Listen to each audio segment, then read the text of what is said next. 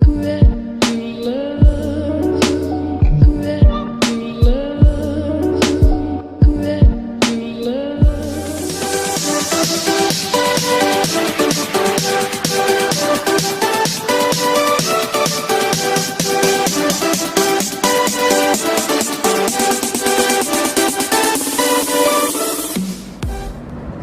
Evening all my channel viewers, आप सभी का मेरे चैनल पर हार्दिक स्वागत।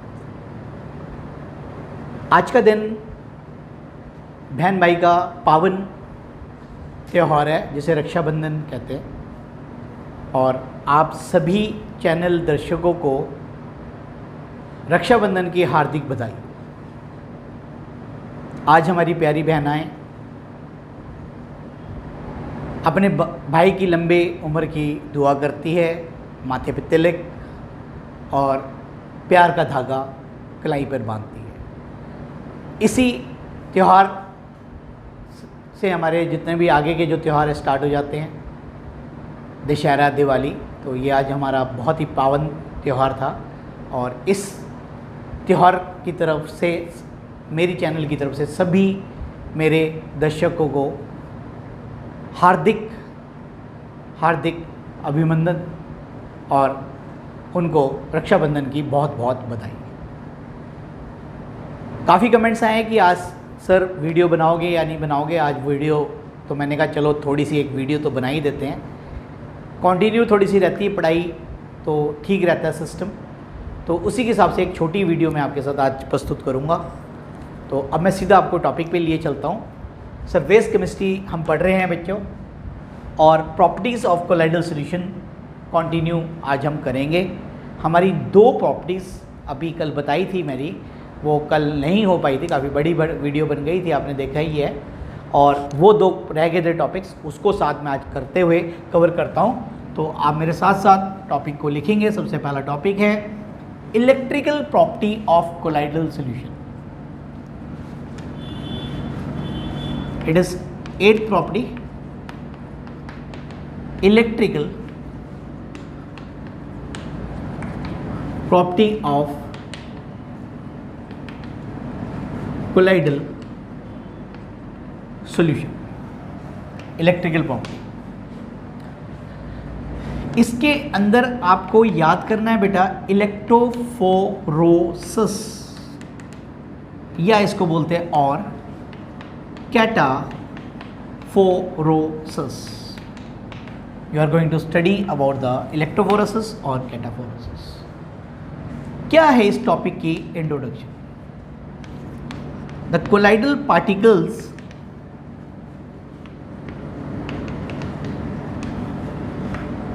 are the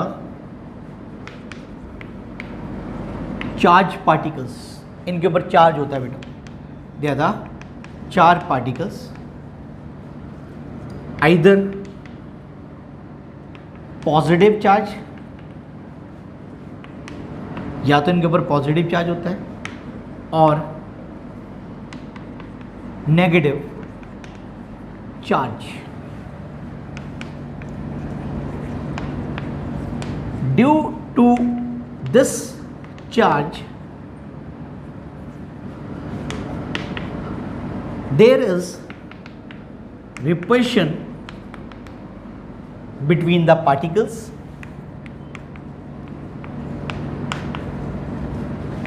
उन particles के बीच में क्या रहती है? repulsion between the particles, so that they do not come close to each other, come close to each other and form a bigger molecule। इसी कारण से ये बड़े मॉलिक्यूल्स के अंदर कन्वर्ट नहीं होते, क्योंकि इनके ऊपर क्या होते हैं? चार्जेस होते हैं। अब इसको समझ भी लेते हैं कैसे हैं बेटा। जब मैंने आपको पेप्टाइजेशन पढ़ाई थी तब हमने ये शो किया था मैंने कि कोलाइडल पार्टिकल्स आयरन हाइड्रोक्साइड का था, और उनके ऊपर मैंने, याद होगा, ऐसे चार्ज दिखाया था।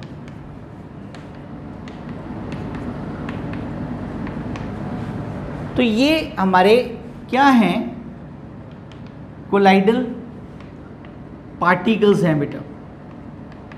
और कोलाइडल पार्टिकल्स के ऊपर आप देख रहे हैं चार्ज पॉजिटिव, और पॉजिटिव चार्ज के कारण इनके बीच में क्या है, रिपल्शंस, और इस कारण से ये कंबाइन नहीं करते। अब इसमें क्या है ये प्रॉपर्टी, कैटाफोरेसिस या इलेक्ट्रोफोरेसिस। तो ये आपने ड्रॉ कर लिया होगा बेटा। Now we have to do the draw the diagrams of this article के साथ। ये भी वेरी इंपॉर्टेंट आर्टिकल है, यहाँ से आंसर लिखना है। पेपर पॉइंट ऑफ व्यू से ये इंपॉर्टेंट है। What is, you will get the question electrophoresis, या लिखा होगा cataphoresis. You have to learn this words. क्या है, it is the process of movement of the colloidal particles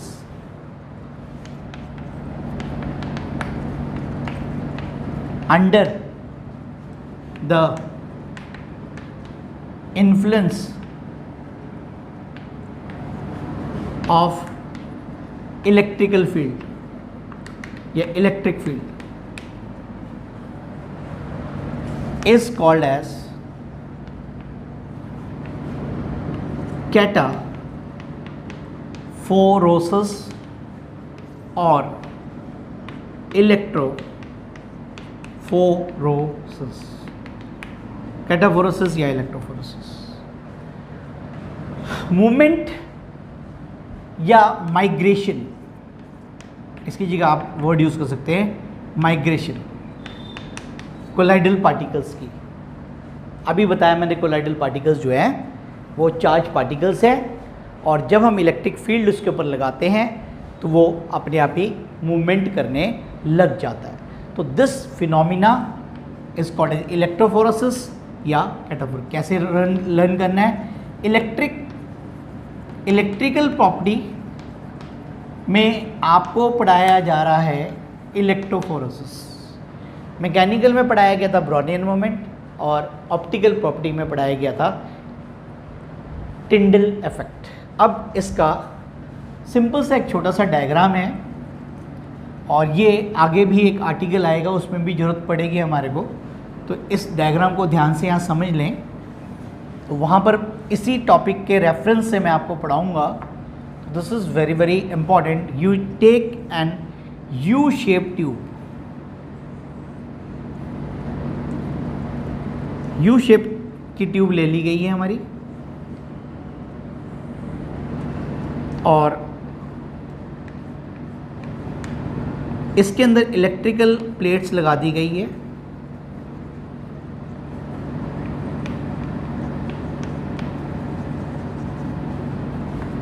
ये इसके टर्मिनल्स हैं, और they are connected with battery की, and this is the circuit, this is the positive plate, this is the negative। और यहाँ ले लिया गया है colloidal solution। we have taken the colloidal solution in this।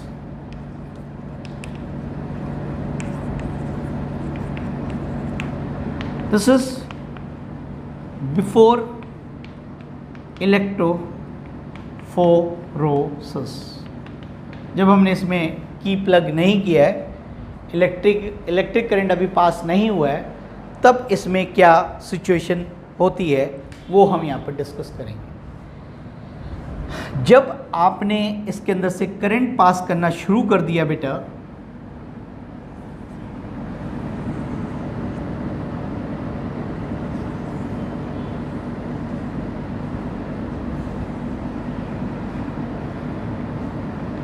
Same structure है, जब इसमें इलेक्ट्रिक फील्ड लगा दिया बेटा हमने और करंट पास कर रहे हैं आप इसके अंदर से, तो कुछ समय बाद क्या होगा?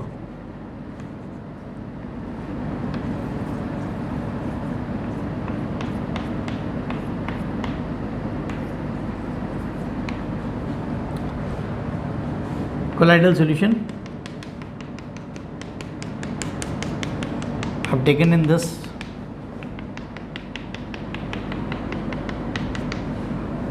और अब क्या होगा अगर इसके अंदर सपोज करो पॉजिटिव कोलाइडल सॉल्यूशन है, तो वो नेगेटिव प्लेट के पास यहाँ पर पार्टिकल्स जो हैं इस पार्ट पे एक्युमुलेट हो जाएंगे, एक्युमुलेशन ऑफ कोलाइडल पार्टिकल्स। तो जब हम इसमें करंट पास करते हैं तो कुछ समय बाद देखते हैं, यहाँ तो कुछ नहीं था, कुछ समय बाद क्या होता है, काफ़ी सारे पार्टिकल्स नेगेटिव प्लेट की तरफ पास इकट्ठे हो जाते हैं। अगर पॉजिटिव कोलाइडल सॉल्यूशन है तो पॉजिटिव की तरफ आएंगे, नेगेटिव होगा तो पॉजिटिव के पास, अगर पॉजिटिव होगा तो नेगेटिव के पास। तो ये क्या है, आफ्टर इलेक्ट्रोफोरोसिस। तो this is the diagram for this, you draw this diagram, this is your diagram for showing the electrophoresis और कैटाफोरेसिस। ये डायग्राम का यूज़ मैं आर्टिकल कराऊंगा, उसमें जरूरत पड़ेगी, तो दोबारा इसको डायग्राम को वहाँ नहीं हम यूज़ करेंगे, तो यहीं पर ही मैंने आपको समझा दिया। तो this is the diagram for what, क्या पढ़ाया जा रहा है आपको, इलेक्ट्रोफोरोसिस पढ़ाया जा रहा है, you are studying about the electrophoresis. तो बेटा ये आपने ड्रॉ कर लेना है और समझ आ गया होगा आपको आर्टिकल। अब इसमें इसके बाद हमारे को एक और डेफिनेशन है बेटा, ये सब अलग अलग टॉपिक्स हैं, ध्यान से करना है इसी टॉपिक के अंदर ही है, तो कई बारी मिस कर देते हैं और कई बारी टीचर्स से भी मिस हो जाता है, स्किप कर जाते हैं, तो आपने मिस नहीं करना है। ये टॉपिक है हमारा, क्या है, इलेक्ट्रो ऑस्मोसिस। अब तुम कहोगे सर ये कहाँ से बीच से में आ गया, इलेक्ट्रो ऑस्मोसिस, इसको मैं पहले आपको थोड़ा सा समझाऊंगा और उसके बाद हम इसके बारे में लिखेंगे भाई इलेक्ट्रो ऑस्मोसिस क्या होती है। बेटा ऑस्मोसिस याद करनी है आपको। ऑस्मोसिस में सॉल्यूशन में पढ़ाया था, सॉल्वेंट होता है और सोल्यूट होता है, पता ही सभी बच्चों को, यस। ऑस्मोसिस में सिर्फ सॉल्वेंट मूवमेंट करता है, सोल्यूट नहीं। तो बच्चों यहाँ पर क्या पढ़ाया जा रहा है, कोलाइडल सॉल्यूशन। मैं दोबारा एक बात को रिपीट करूँगा, ध्यान से देखनी है आपने बात मेरी। सॉल्यूशन में दो पार्ट्स होते हैं, एक सोल्यूट और सॉल्वेंट। मूवमेंट किसकी होती है, सॉल्वेंट पार्टिकल्स की, through the semi permeable membrane. अब वर्ड आ गया इलेक्ट्रो ऑस्मोसिस। अब कोलाइडल सॉल्यूशन में ये चैप्टर में टॉपिक आया है, तो कोलाइडल सॉल्यूशन में क्या होते हैं, दो पार्ट्स होते हैं, अच्छे से पढ़ाया हुआ है, एक डिस्पर्स फेस और डिस्पर्स मीडियम। और मैंने आपको बहुत ही अच्छी जानकारी दी थी, ये क्या है, वही पुराना सोल्यूट है, ये क्या है हमारा सॉल्वेंट। तो अब कोरिलेट करके पढ़ना है, इलेक्ट्रो ऑस्मोसिस में क्या होगा, इलेक्ट्रिक फील्ड लगाने पर डिस्पर्स मीडियम के पार्टिकल्स मूवमेंट करेंगे। इलेक्ट्रोफोरोसिस या कैटाफोरेसिस में पार्टिकल्स मूव कर रहे थे, किसके, कोलाइडल पार्टिकल्स जो हमारे फेज है। अब ये इलेक्ट्रो ऑस्मोसिस में क्या मूवमेंट हो रही है, डिस्पर्स मीडियम की मूवमेंट हो रही है। तो इस बात को ध्यान रखते हुए लिखना है कि इसमें हमारी जो मूवमेंट है वो किसकी होती है, डिस्पर्स मीडियम की, क्योंकि यहाँ पर ऑस्मोसिस वर्ड यूज़ किया है। तो इसको बहुत बच्चे कंफ्यूज हो जाते हैं। तो अब मैं इसकी डेफिनेशन लिखूँगा, ध्यान से लिखनी है, डेफिनेशन आसान सी है, और उसके बाद फिर मैं आपको एक टेबल शेयर करूँगा जो कि वेरी वेरी इंपॉर्टेंट हो। तो it is the process of movement of the disperse medium disperse medium of the किसका, of the colloidal solution under the influence of electric field is called as what? Electroosmosis. तो ये दोनों में कहीं confusion नहीं होनी, ये अलग टॉपिक है। दिस इज इलेक्ट्रोऑस्मोसिस और पहले थी हमारी इलेक्ट्रोफोरेसिस या कैटाफोरेसिस। तो ये बड़े ध्यान से आपने इन दोनों पॉइंट्स को अलग अलग एलोबरेट करके पढ़ना है, वेरी वेरी इंपॉर्टेंट। अब इसके बाद अगला जो टॉपिक मैं पढ़ाने जा रहा हूँ ये मोस्ट इम्पॉर्टेंट है बेटा। इसमें से आपके बोर्ड एग्ज़ाम्स में प्लस नीट एग्ज़ाम्स के अंदर क्वेश्चंस आने वाले हैं and this table is very very very important, very very very important. अब तुम सोचोगे सर ये क्या टेबल बताने जा रहे हैं, मैं अभी आपको बताने जा रहा हूँ। कोलाइडल सॉल्यूशन को 2 टाइप्स में बांटा गया on the basis of negatively charge colloidal particles. First, जिसके ऊपर आवेश नेगेटिव होगा। दूसरा, पॉजिटिवली चार्ज कोलाइडल पार्टिकल्स। इसके एग्जाम्पल्स जो, अब मैं पूरा टेबल ही आपने याद करना है जिसमें एग्जाम्पल्स दिए हुए हैं बेटा कि नेगेटिव कोलाइडल सॉल्यूशंस के क्या एग्जाम्पल्स हैं, पॉजिटिव कोलाइडल सॉल्यूशन के कौन से एग्जाम्पल्स हैं। तो ये बहुत ही ध्यान से आपने लर्न करना है बेटा। सबसे पहले नेगेटिव कोलाइडल सॉल्यूशन की हम बात करेंगे तो इसमें हमारे पास है मेटालिक सॉल्यूशन ऑफ मेटल्स। कौन से मेटल्स? कॉपर का सॉल्यूशन, गोल्ड का सॉल्यूशन, सिल्वर का सॉल्यूशन। तो ये हमारे इनके ऊपर कौन सा आवेश होता है बेटा? नेगेटिव चार्ज होता है। इसके बाद इस साइड पे आपने क्या लेना है बेटा? मेटालिक हाइड्रो ऑक्साइड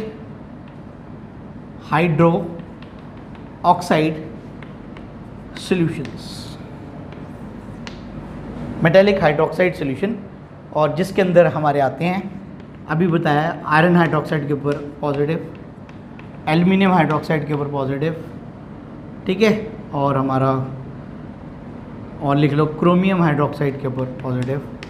तो ये हमारे कैल्शियम हाइड्रोक्साइड के ऊपर पॉजिटिव। ये हमारे क्या हैं? Positively charge colloidal particles. इसके बाद आप आ जाएं सल्फाइड सॉल्यूशंस।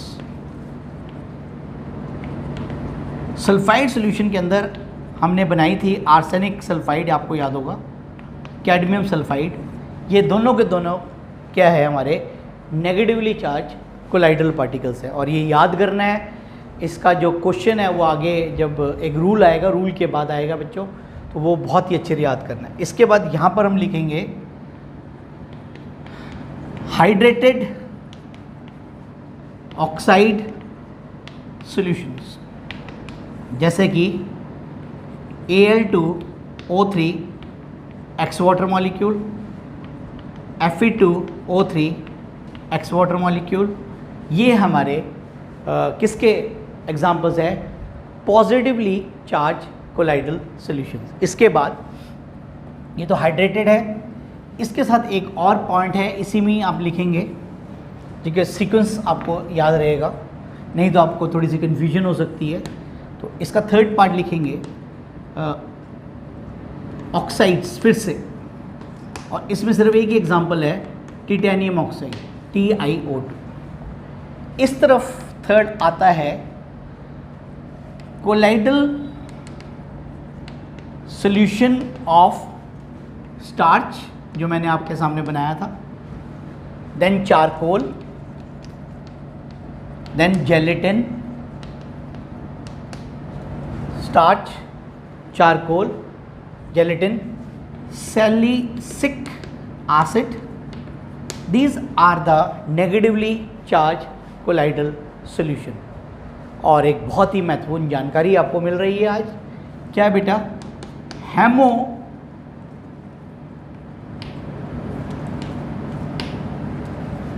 hemoglobin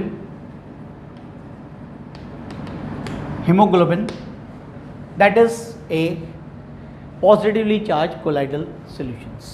और इसके बाद हमारे पास रह गए, लास्ट रह गया बेटा, बिल्कुल जैसे मैंने टेबल को बनाकर आपको समझाया है, ऐसे ही सीक्वेंस में इसको याद करना है बच्चों, तभी आप याद कर पाएंगे, नहीं तो आप भूल जाओगे। तो यहाँ पर हमारा चौथा नंबर पे है एसिडिक डाइज, और इधर लिखनी है बच्चों बेसिक डाइज। तो ये पूरे हेडिंग्स बनाकर याद करने हैं, नहीं तो याद नहीं होता। इसमें हमारे पास आता है Congo red, CONGO, Congo red, और एक उस दिन पढ़ाया था ईओसन, एप्लीकेशंस में पढ़ाई थी ईओसन फ्लोरोसेंस।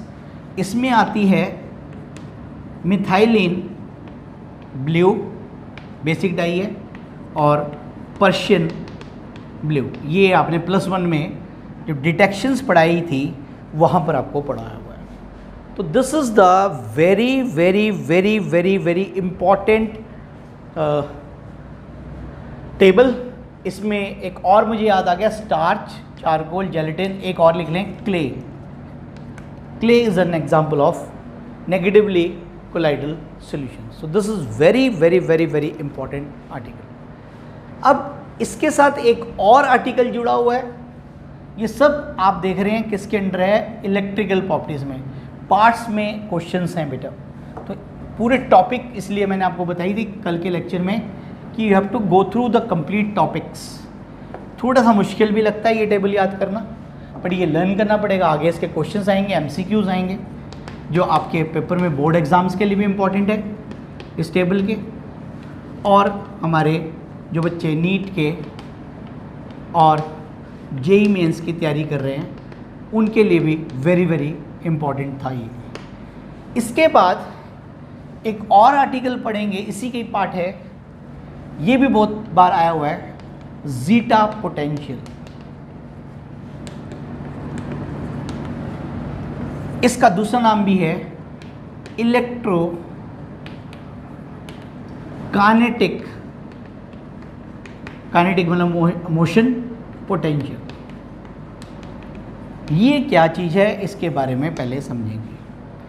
पोटेंशियल तो आपको पता है, दो चार्जों के बीच में जो डिफरेंस होता है उसे हम क्या बोलते हैं, पोटेंशियल। बट यहाँ पर अब चार्ज कैसे आए उसी की बात हम यहाँ पर डिस्कस करेंगे बच्चों। तो ये भी वेरी वेरी इम्पॉर्टेंट क्वेश्चन है, पेपर में आया है। Right A short note on zeta potential, ये इलेक्ट्रोकाइनेटिक पोटेंशियल्स। अब इसका एग्जाम्पल के साथ मैं आपको समझाने लग रहा हूँ। सिल्वर आयोडाइड का एग्जाम्पल हम ले लेते हैं। ये हमारी क्या है बेटा, this is the colloidal solution. ध्यान से समझना है इसको पॉइंट को। उसके बाद कोएगुलेशन, तो बहुत ही अगला जो टॉपिक है वो छोटा सा ही है, कोएगुलेशन। ये थोड़ा सा बड़ा टॉपिक है। कोलाइडल सॉल्यूशन है सिल्वर आयोडाइड का, इसमें आपने इलेक्ट्रोलाइट डाला है Ki का। इसमें से कोई भी एक आयन, पॉजिटिव और नेगेटिव, बिल्कुल कंफ्यूज नहीं होना, कोई भी आके इसके साथ स्टिक कर जाएगा। यहाँ सपोज करो आयोडीन आकर स्टिक कर गई, इसके साथ स्टिक कर गई, मैं बोल रहा हूँ स्टिक, चिपक गई। जब चिपक जाती है तो इसका मतलब क्या हुआ, ये आप सोच रहे होंगे कि हमने रब कर दी, क्योंकि मुझे कुछ लिखना है यहाँ पर तभी रब किया मैंने। जो चिपक जाती है उसको बोलते हैं फिक्स लेयर। बिल्कुल अच्छी तरह समझना है, इसलिए मैं बिल्कुल हिंदी में समझा रहा हूँ। बिल्कुल आप कहोगे बिल्कुल सर देसी भाषा में पढ़ा रहे हैं, बिल्कुल देसी भाषा में पढ़ा रहा हूँ आपको। पोटेशियम आयोडाइड डाला था और उसमें से एक कोई भी पॉजिटिव या नेगेटिव पार्ट यहाँ के चिपक गया फिक्स लेयर। अब ये नेगेटिव है, पोटेशियम को अपनी तरफ खींचेगा, बट पोटेशियम इसके साथ चिपकेगा नहीं। ये क्या है? मोबाइल है। और मोबाइल होने के कारण इसका नाम रखा है डिस्पर्स लेयर, जो किसी भी टाइम डिस्पर्स हो सकते हैं। डिस्पर्स मतलब अलग हो सकते हैं, तो इसको नाम दिया डिस्पर्स लेयर। हो रहा है क्लियर? समझ आ रहा है? बिल्कुल। इन दोनों के बीच का जो पोटेंशियल है, दो चार्जों के बीच का, किस किस का? फिक्स लेयर का और डिस्पर्स लेयर का, उस डिफरेंस को आप समझिए क्या कहते हैं? बिल्कुल सही, जीटा पोटेंशियल या electrokinetic potential. Electrokinetic potential, zeta potential, या फिर इसको क्या बोलते हैं बेटा? Electrokinetic potentials. अब आपको पहले मैंने इसीलिए एग्जाम्पल प्रोजेक्ट किया।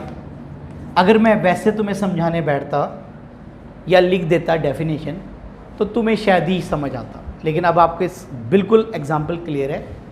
ये कोई भी कोलाइडल सोल्यूशन है।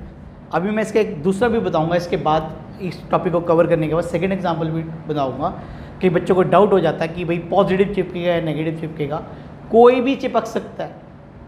जो चिपकेगा उसको क्या बोलेंगे? Fix layer. जो आके उसके साथ अटैच होगा लेयर के साथ, लेयर आयंस का, उसे क्या बोलते हैं? Disperse layer. और फिक्स लेयर और डिस्पर्स लेयर के बीच के जो पोटेंशियल डिफरेंस है उसे हम क्या बोलते हैं? जीटा पोटेंशियल या इलेक्ट्रोकाइनेटिक पोटेंशियल। यही छोटा सा हमारा टॉपिक है। तो अब हम इसको लिख लेते हैं बेटा। अब आपको समझा दिया, एग्जाम्पल आपने नोट कर लिया होगा। इसका सेकंड एग्जाम्पल मैं आपको इसके बाद बताऊंगा टॉपिक के, तो वो भी आपने नोट करके रखना है, जिससे कि आपको बिल्कुल क्लियरिटी रहे, पूरे डेप्थ में नॉलेज मिले। तो लिखें बेटा, when we add an electrolyte to the colloidal solution, जब हम कोई भी इलेक्ट्रोलाइट डालते हैं कोलाइडल सॉल्यूशन के अंदर, then one of its ion, कोई भी one of its ion get fix to the colloidal solution, comma, forming the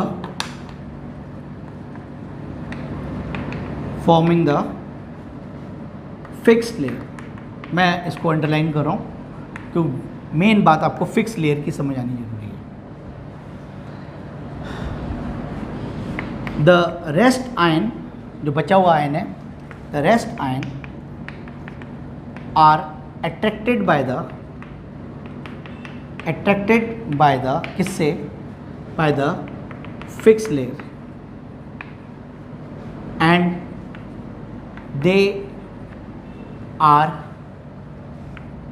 in the mobile phase, movement कर सकते हैं, called as disperse layer। तो दो बातें आ गई अपनी, एक फिक्स लेयर और दूसरी क्या बेटा? Disperse layer. तो ये थी हमारी डिटेल्स, आपके सामने है बच्चों। अब ये तो वो समझाया कि हुआ क्या प्रोसेस। अब डेफिनेशन छोटी सी है जो पेपर में आई है, भाई जीटा पोटेंशियल क्या है, लेकिन जीटा पोटेंशियल के लिए ये सारी बातें पता होगी तभी आप डेफिनेशन लिख सकते हो, नहीं तो भूल जाओगे। तो potential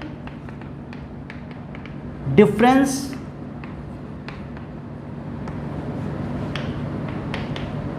between the fixed layer and the dispersed layer in the colloidal solution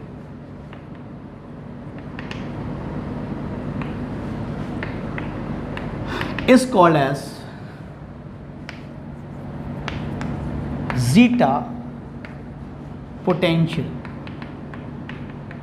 underline, और इलेक्ट्रोकाइनेटिक पोटेंशियल, इलेक्ट्रोकाइनेटिक पोटेंशियल। तो बच्चों ये आपने दोनों के दोनों ये वाली डेफिनेशन वेरी वेरी इंपॉर्टेंट है, सिर्फ इतनी बात याद करनी है। अब आपको मैंने बताया था, आपसे प्रॉमिस किया था एक और एग्जांपल बताया जाएगा, वो मैं अभी आपके साथ पूरा करता हूँ। सेकंड एग्जांपल में आप देखेंगे कि क्या हुआ, हमने सिल्वर आयोडाइड ही लिया, main colloidal solution silver iodide का एग्जांपल लिया हुआ है। सिल्वर आयोडाइड का तो है क्या बेटा, कोलाइडल सॉल्यूशन। तो अब ये समझ गई ये क्या है, हमारी कोलाइडल सॉल्यूशन। अब इसमें डाल रहा है, मैं ऊपर लिख रहा हूँ, सिल्वर नाइट्रेट AgNO3। अब इसमें एग्जाम्पल में सिल्वर जो है ये बना रहा है, आप समझ गए, आप बताने की ज़रूरत नहीं है बच्चों। क्या बना रहा है बच्चों, फिक्स लेयर। तो इसमें कोई पॉजिटिव नेगेटिव का वो नहीं है। और अब इसके साथ जुड़ेगी आगे कौन, सिल्वर का छोटा पार्ट नाइट्रेट AgNO3। और ये कौन सी लेयर बना रहा है, डिस्पर्स लेयर। तो इस बात से हमें क्लियर हो गया एग्जाम्पल से कि किसी को भी पहले ले सकते हो बेटा, तो इसलिए कोई इसमें कन्फ्यूजन वाली बात नहीं होनी चाहिए। तो इसलिए मैंने आपको दोनों एग्जाम्पल्स आपको क्लेरिफिकेशन से समझाए। और अब जाकर ये पूरा electrical property of colloidal solution पूरा हुआ बच्चों। अब हम बात करेंगे कोएगुलेशन की, जो कि हमारा 9वां टॉपिक है। 9 पार्ट है बेटा प्रॉपर्टीज़ का, लास्ट पार्ट, लेकिन उसमें भी काफ़ी सारे पॉइंट्स हैं, इसलिए ये भी टॉपिक बड़ा टॉपिक है, इसको भी हम पूरा अच्छे से पढ़ेंगे। तो we are going to study the coagulation property of किसकी, कोलाइडल सॉल्यूशन। कोएगुलेशन का दूसरा नाम भी है बेटा फ्लोकुलेशन प्रॉपर्टी, फ्लोकुलेशन प्रॉपर्टी। और फ्लोकुलेशन प्रॉपर्टी को एक और नाम दिया है प्रेसिपिटेशन प्रॉपर्टी बेटा। तो ये किसी भी नाम से आपके आ सकता है। यहाँ पर डायरेक्ट डेफिनेशन है, इंट्रोडक्शन नहीं है टॉपिक के अंदर, जैसा जैसा होता है वैसे वैसे मैं आपको पढ़ाता हूँ। क्या इसकी, ये वेरी इंपॉर्टेंट है, short note, right A short note on this. It is the process of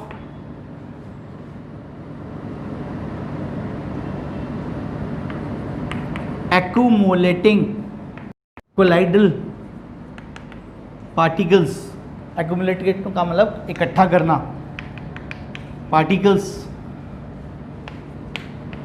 by the addition of excess amount of electrolyte, excess amount of electrolyte into it colloidal solution is called as coagulation.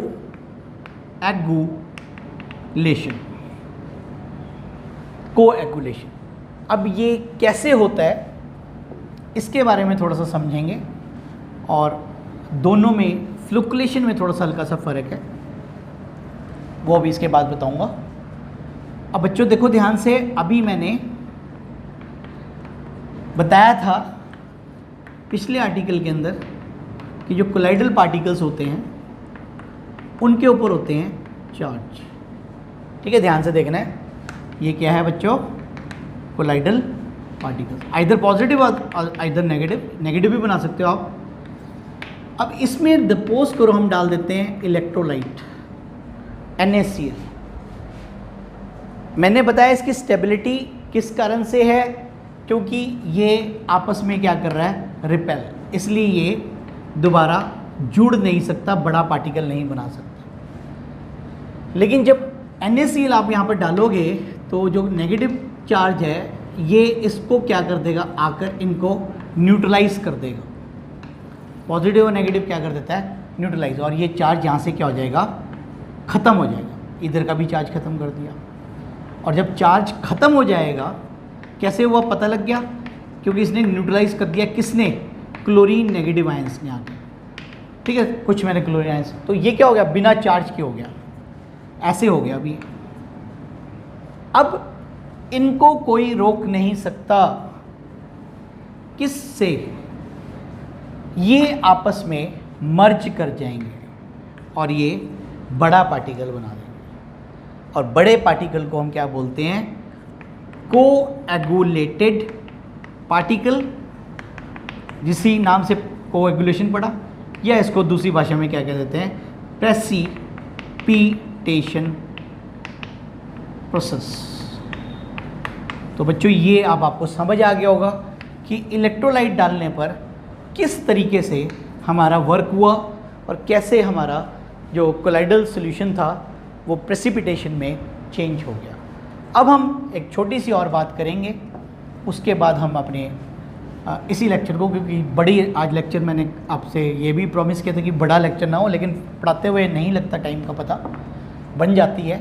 अब लिखेंगे flocculation method या process. इसकी क्या definition है बेटा, when we add small amount of, वहाँ तो access था, यहाँ पर क्या है, small amount of electrolyte into the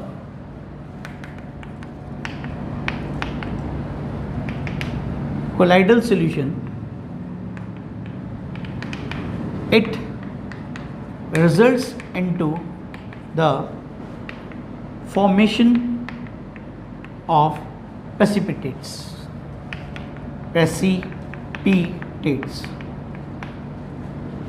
It is called as flocculation.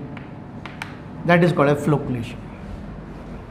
दोनों में फ़र्क समझ गए आप, उसमें एक्सेस में डालते हैं, इसमें क्या है, लो क्वांटिटी में डालते हैं। तो यही दोनों का फ़र्क है।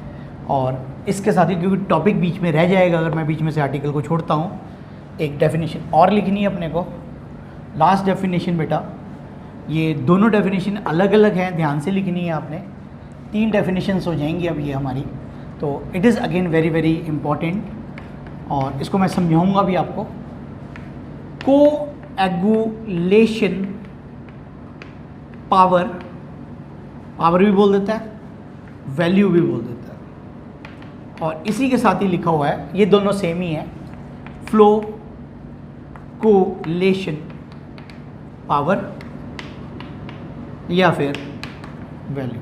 ये दोनों बात, दोनों डेफिनेशन सेम है और वेरी वेरी इंपॉर्टेंट है।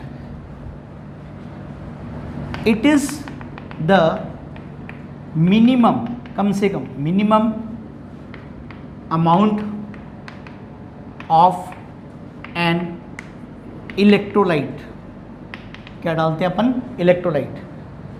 It is a minimum amount of electrolyte in, ये ध्यान रखना है, मिली मोल्स, अंडरलाइन करूंगा बच्चों ये वर्ड, मिली मोल्स, मोल्स का milli part, millimoles. It is a minimum amount of electrolyte in millimoles added to the colloidal solution of 1 litre. कितनी strength है उसकी, 1 litre, so that complete precipitation takes place, is called as coagulation value या फिर flocculation value।